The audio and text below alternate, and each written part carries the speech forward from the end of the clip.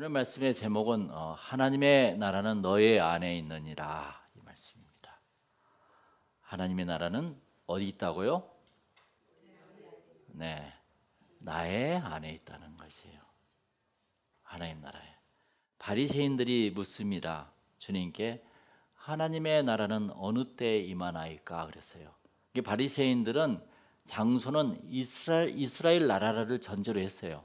그리고 시기를 묻는 거예요. 시기를 묻는 거예요. 그러나 예수님께서 단호하게 오늘 말씀하신 거예요. 예수님께 대답하여 이르시되 하나님의 나라는 볼 수 있게 임하는 것이 아니요 또 여기 있다 저기 있다고도 못하리니 하나님의 나라는 너희 안에 있느니라 하겠습니다. 할렐루야. 우문 현답입니다. 첫 번째, 하나님의 나라는 어떻게 임한다고요? 볼 수 없게 임한다고 그랬습니다. 우리 눈으로 보이지 않는다는 거예요. 두 번째는 뭐라고 그랬어요? 여기 있다 저기 있다고도 못한다고 이야기했습니다. 천국은 외형적으로 갖춘 특정한 장소가 아니라는 것을 분명히 이야기하고 있습니다. 그래서 오늘 우리 천국 이야기를 한번 해보자고요. 그러시면서 오늘 제목처럼 하나님의 나라는 너희 안에 있느니라 그랬습니다. 할렐루야. 하나님의 나라는 within, 내면에 있다는 거예요. 영혼의 세계를 말하는 것입니다. 이게 수백 년 전 많은 수도사들이 죄의 유혹을 피하기 위해서 산과 사막의 수도원으로 들어갑니다. 그러나 그 죄는 여전히 그 마음 가운데 있었다는 거예요. 그래서 죄가 좋아하는 장소는 우리가 생각에는 마약하는 곳, 뭐 술집, 또 유흥가 뭐 이런 곳인지 착각하기 쉽습니다. 그래서 세속을 피해서 수도원에 들어간 그들 마음속에 죄는 똑같이 자리 잡고 있었다는 것이에요. 그렇죠? 그 이유는 죄가 좋아하는 장소는 물리적인 장소가 아니라 어디라고요? 인간의 마음이라는 것입니다. 죄도 인간의 마음을 좋아해요. 그러니까 어떤 물리적인 장소에 죄가 있는 게 아니라 이 죄와 모든 사탄들은 내 마음속에 있더라 이겁니다. 왜 인간의 마음에는 죄가 샘처럼 흘러나올까요? 사실 죄란 무엇이에요? 마치 빛이 없는 것이 어둠이듯이 내 안에 예수가 없는 것이 죄라는 것입니다. 알고 보면은. 여러분 안에는 예수가 있습니까? 아멘. 할렐루야. 인간은 이 세상에 어떤 것으로도 채워지지 않는 공허함이 있다고 파스칼은 이야기합니다. 공허함이 있다 이렇게. 내 안에 예수로 채워져야 공허함이 사라집니다. 솔직히 그게 제가 말하고 싶은 정답이에요. 이 공허함을 다른 것으로 채우려는 욕구가 바로 우상 숭배라는 것이에요. 다른 것으로 채우고 싶어요. 자꾸 그 공허함을 채우기 위해서 찬양과 예배를 드려도 그 공허함이 채워지지 않는 경우가 많습니다. 왜 그럴까요? 그것은 자신의 공허한 욕구를 채우기 위해서 예수를 잠시 빌렸기 때문입니다. 할렐루야. 예수를 믿지 않고 하나님을 주인으로 삼지 않기에 예배가 공허한 것입니다. 그러니까 종교 활동을 하니까 예배가 공허한 것이에요. 형식적이니까. 그 공허함을 어떻게 채울 수 있는가요? 여러분, 그 공허함을 어떻게 채울 수 있어요? 예수님을 채우려면 어떻게 해야 돼요? 그걸 한번 제가 이야기해 볼게요. 이 공허함을 채우는 방법을 이야기해 줄게요. 여러분 잘 들어보세요. 어떻게 해야 됩니까? 여러분 사랑해 보셨어요? 사랑은 채우는 문제예요, 비우는 문제예요? 채우는 거지. 사랑하면 있잖아요, 다 주고 싶은 거예요. 지난주에 그랬잖아요. 하나님이 세상을 이처럼 사랑하사 어떻게 했다고요? 자기 소중한 독생자까지 줘버렸어요. 비우는 문제예요, 사랑은. 그것이 예수 사랑이에요. 예수 사랑교회. 예수 사랑교회는 내 자신의 마음을 비운다는 것입니다. 우상은 채우고 싶은 욕구로 갈증이 나게 합니다. 그래서 예수님의 아가페 사랑과 우상의 에로스 사랑은 달라요. 에로스 사랑은 뭐인 거 아니? 우상적인 사랑에서 처음에 어원이 나온 거예요. 네가 나한테 절을 하고 나를 섬겨. 그러면 내가 너에게 풍요를 주겠다. 그게 바로 아세라 목상과 바알 신이었잖아요. 그러니까 네가 나를 섬기면 풍요를 주겠다. 그게 바로 기브 앤 테이크가 바로 에로스 사랑으로 변했던 것이고 그게 우상적인 사랑이에요. 그러나 우리 하나님은 그게 아니었었어요. 줘버리는 거예요. 우리가 벌레같이 하나님을 섬기지 않아도 주었어요. 그냥 너희들이 믿기만 하면 구원을 받게 해준다는 것이죠. 여러분 뭐가 달라요? 마음이 다른 거예요. 다 주고 싶은 것은 예수 사랑이에요. 다 채우고 싶은 것은 우상 숭배예요. 그러니까 뭔가 채우기 위해서 와. 그러면 내가 예수를 우상으로 섬기는 거나 똑같은 것이에요. 교회는 물질로 채우는 것이 아닙니다. 자기 욕심을 채우는 것이 아니에요. 교회가 내가 비울 때 성령으로 채워지는 것이 교회입니다. 할렐루야. 예. 여러분 저는 항상 일주일에 한 권의 책을 읽어요. 이번 주에는 제가 술 취한 코끼리 길들이기를 읽었는데 여기 여러분 이 책을 보면 재밌는 이야기가 무지무지 많이 있어요. 한번 여러분 사보세요. 제가 주보에도 써놨지만은 어느 기분 좋은 여름날 갓 결혼한 부부가 저녁을 먹고 숲으로 산책을 나갔다. 둘이서 멋진 시간을 보내고 있는데 멀리서 어떤 소리가 들려왔어요. 꽥꽥. 아내가 말했어요. 저 소리 들어봐. 닭이 틀림이 없어. 남편이 아니야, 저건 거위야. 아내가 아니야, 닭이 분명해. 남편이 약간 짜증 섞인 목소리로 말했어요. 그건 말도 안 돼. 닭은 꼬꼬닥꼬꼬 하고 울지만 거위는 꽥꽥 하고 울거든. 저건 거위라니까. 또다시 소리가 들려왔어요. 꽥꽥. 남편이 말했다. 거봐, 거위잖아. 아내가 한 발로 땅을 구르며 주장했어요.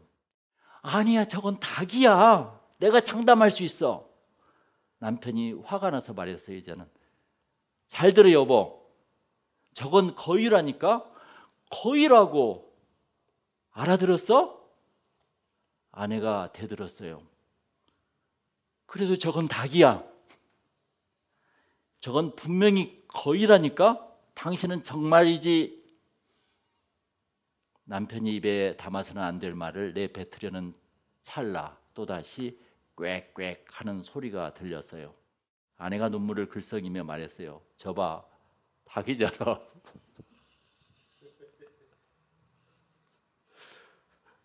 그 순간 남편은 아내의 눈에 고인 눈물을 보았습니다. 그리고 마침내 내 자신이 왜 그녀와 결혼했는가를 기억했다. 그는 얼굴을 누그러뜨리고 부드럽게 말했다. 미안해 여보. 생각해보니 당신 말이 옳아. 저건 닭이야. 아내는 남편의 손을 쓰다듬으며 말했다. 고마워요 여보. 두 사람이 사랑 속에 산책을 계속하는 동안 숲에서는 다시금 소리가 들려왔다. 꽥꽥. 남편이 마침내 깨달은 것이 이것이었다. 그것이 닭이든 거이든 무슨 상관인가. 할렐루야.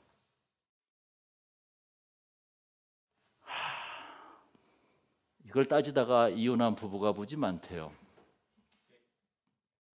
여러분들은 닭인 것 같아요? 오리인 것 같아요?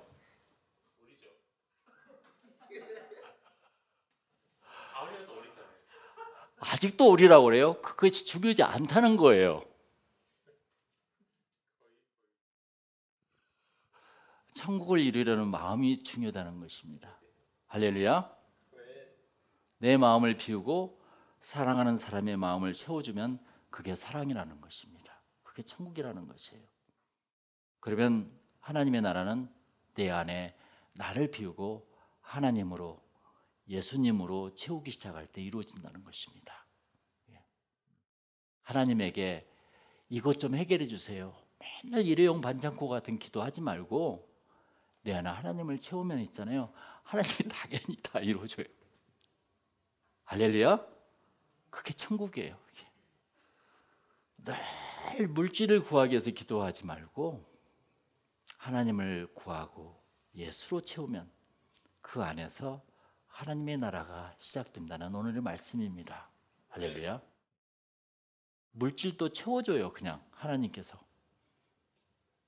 나를 사랑한다는데 하나님께서 그걸 못 채워주겠어.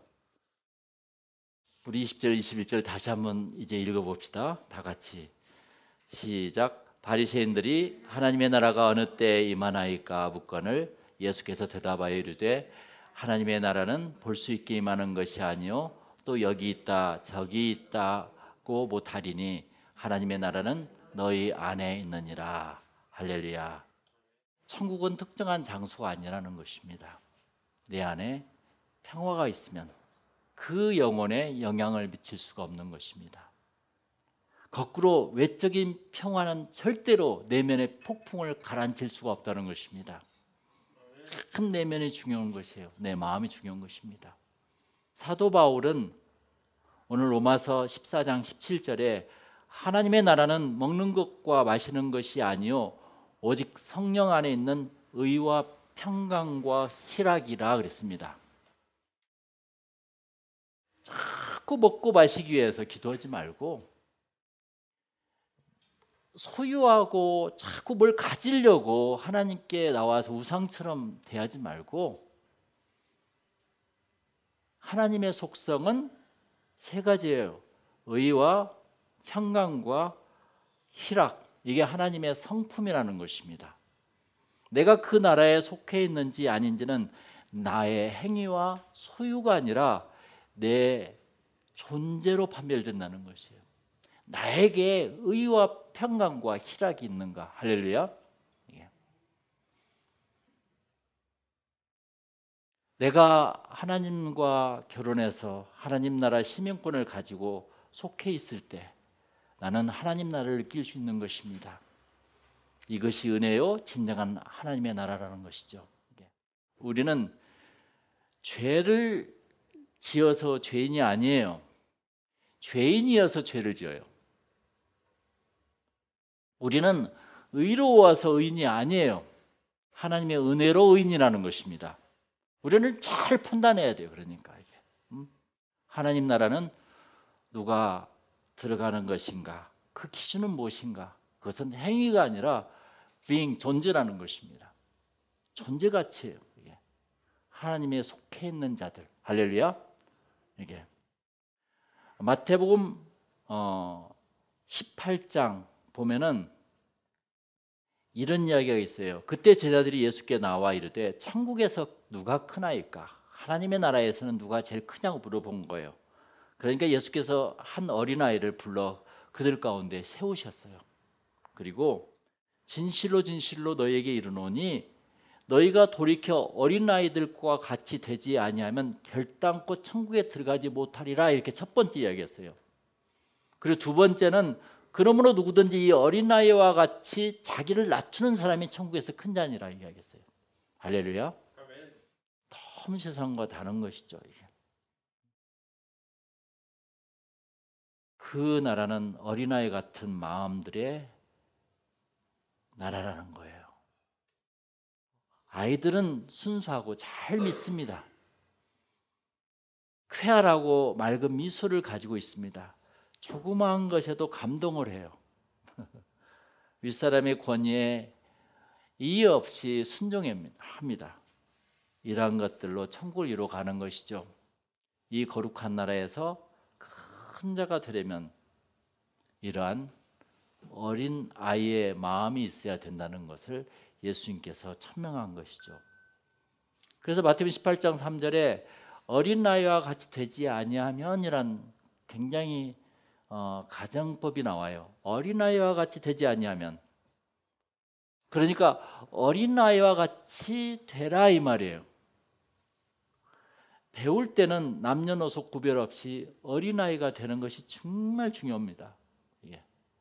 동화책을 읽어주는 할아버지 앞에 초롱초롱한 눈과 설렘과 귀의 집중력, 이게 어린아이들은 얼마나 눈이 초롱초롱하고 마음이 얼마나 맑습니까? 아이는 이해하는 것이 아니에요. 절대. 한번 들려주면 그냥 믿어요. 그냥 이해하는 수준이 아니라니까요. 아이들은 걔들이 뭘 재밌어서 이해해서 재밌는 게 아니라 그냥 그 동화책이 재밌는 거예요. 그리고 그렇게 믿는 거예요. 무슨 말을 해도. 그런데 어른들은 그러지 않더라 이겁니다. 찬양할 때, 말씀을 들을 때 어린아이가 되어보세요. 얼마나 찬양이 아름답고 얼마나 말씀이 깊이 들어오는지. 어린아이는 돈 벌려고 노래 안 하잖아요. 엄마 아빠를 기쁘게 해주려고 노래해. 그러면 착해지고 천국에서 큰 자가 된다는 것을 예수님께서 이야기하는 것입니다. 그러한 목사, 장로, 권사, 집사가 우리 예수 사랑교회입니다. 세상의 어른들은 주여 주여 하지만 하나님 뜻대로 살지 않고 다 그렇게 주여 주여 해놓고 다 자기 뜻대로 삽니다. 나가서. 마태복음 7장 21절에 나오죠. 이것이 세상의 어른들이죠. 항상 높아지려는 마음, 항상 잘 살려는 마음, 항상 좀 더 벌려는 마음, 그것 때문에 예수님에게 매달리는 것이 얼마나 많은지 몰라요. 그러나 어린아이들은 그게 아니에요. 제가 전 교회에 있었을 때 어린아이들을 3, 40명을 예배를 항상 드렸었어요. 한 20명인데 갑자기 3, 40명을 불러놨었어요. 왜 그런 거 아니? 내가 어린아이 예배 들을 때마다 이상한 기가 막힌 신기한 선물을 다 사갔거든요. 선물을 사갖고 오면은 그 선물을 받으려고 어린아이들이 그렇게 오는 거라. 야, 친구들 데려오면 이 선물 더 줄겠다 하면 친구들 다 데려오는 거예요. 그래서 사람이 막 불어나는 거예요. 우리 어른들은 그렇게 준다 해도 친구들 안 데려와요. 다 자기 생각이 있기 때문에. 그래서 항상 꼬마가 지금도 생각이 나요. 지금 대학생인데 목사님 오늘 프레젠트가 뭐예요? 항상 그게 궁금한 거라. 그래서 그걸 받아가면은 어린아이는 너무나 행복한 거라. 또 교회에서 목사님 주셨고 내가 교회 나가서 찬양도 하고 선물도 받아간다는 그렇게 기뻐한다는 것입니다. 이게. 그것이 천국을 이루는 것이에요. 그 계시록 5장에 말씀이 있어요. 계시록 5장 12절에 죽임을 당하신 어린 양은 능력과 부와 지혜와 힘과 존귀와 영광과 찬송을 받기에 합당하도다 그랬어요. 아니, 죽임을 당하신 어린 양이 지금까지 세상 역사상 가장 능하신 왕이라는 것이었습니다. 거기서 어린 양, 램이 나옵니다. 죽임을 당했는데도 가장 능하시다는 거예요. 죽임을 당했는데도 그분을 통해서 천국이 이루어졌다는 것입니다.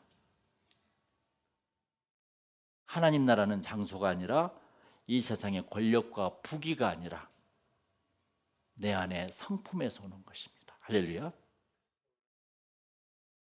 그 좋은 성품이 없는 사람은 절대로 하나님 나라를 들어갈 수가 없는 것이에요.